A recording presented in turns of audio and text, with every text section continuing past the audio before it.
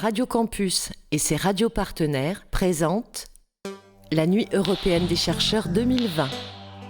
Petit secret nocturne, les scientifiques se confient à notre micro.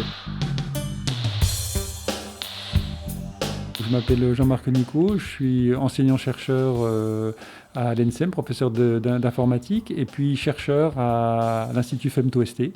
Un projet qui me tient à cœur aujourd'hui et qui emploie la plupart de mon temps de recherche, c'est la manière dont on peut imaginer piloter et dimensionner un data center qui serait alimenté uniquement par des sources renouvelables, notamment le soleil et le vent.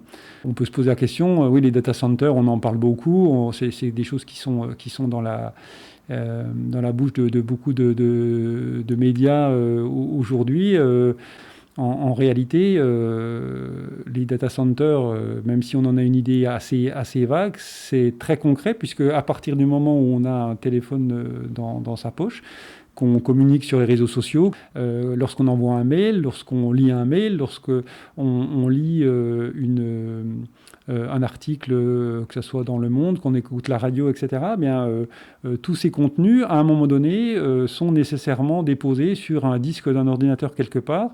Et plutôt que ça soit dans des ordinateurs un peu n'importe où, et c'est des ordinateurs qui sont classiquement regroupés au sein d'un immense hangar dans lequel on va avoir une optimisation des systèmes avec tout ce qu'on peut imaginer comme refroidissement, alimentation, etc. Et tout ça de manière sécurisée. Et donc, tous ces infrastructures, il faut les alimenter de la même manière que le réseau pour acheminer les données des utilisateurs vers ces data centers et inversement. Et donc, il faut les alimenter, et ça prend beaucoup d'énergie.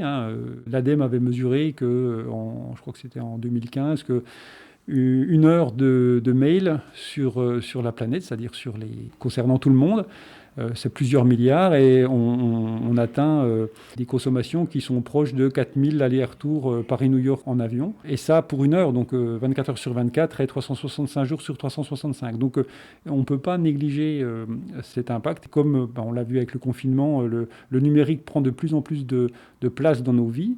On se doit d'imaginer la manière d'alimenter ces data centers pour que l'usage de nos téléphones, de nos ordinateurs, de nos apéros Zoom soit le moins possible consommateur d'énergie, et qu'on ne vienne pas encore en plus renforcer la problématique liée au réchauffement climatique. Évidemment, on a des thématiques scientifiques qui sont liées à ça pour justement orchestrer et être capable de savoir quelle va être la dimension du data center. Est-ce qu'on a besoin d'une ou deux éoliennes? Est-ce qu'on a besoin de 1000, 2000, 3000 mètres carrés de panneaux solaires? Et puis voilà, comment est-ce qu'on va pouvoir faire ça?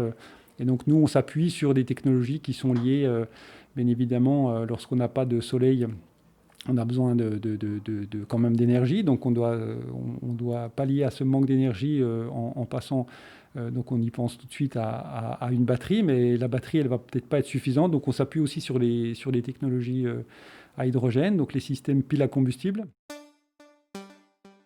Pour illustrer ce podcast, nous vous avions demandé de vous prendre en photo, et on y voit notamment vos mains devant votre ordinateur, et vous êtes assis par terre. L'objet central, c'est l'ordinateur, c'est mon outil de travail principal et exclusif. Je ne suis pas un chercheur qui a besoin de manip avec des instruments sophistiqués autres que l'ordinateur, par le fait de la problématique que j'adresse dans mes recherches.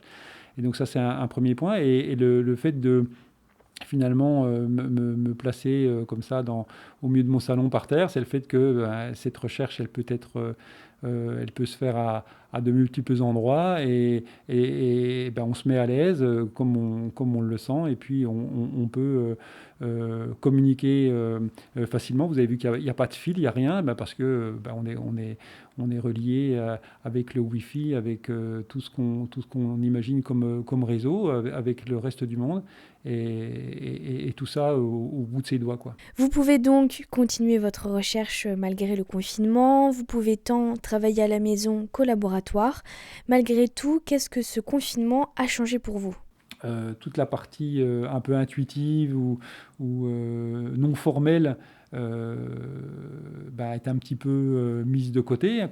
Quand on croise un collègue, quelquefois, on a une idée qui nous vient, et si jamais cette idée, on la lui dit pas tout de suite, peut-être qu'on va oublier, ou peut-être que on peut toujours la noter, mais on a beaucoup de choses qui se font aussi dans les aspects, dans les échanges non formels. Effectivement, on voit que plutôt que de se lever pour aller chercher l'avis sur un collègue, du coup on le fait en visio, ou alors on le fait pas. Data Zéro de Jean-Marc Nicot, une réalisation d'Amélie Perardo pour Radio Campus Besançon, podcast Science en pantoufles.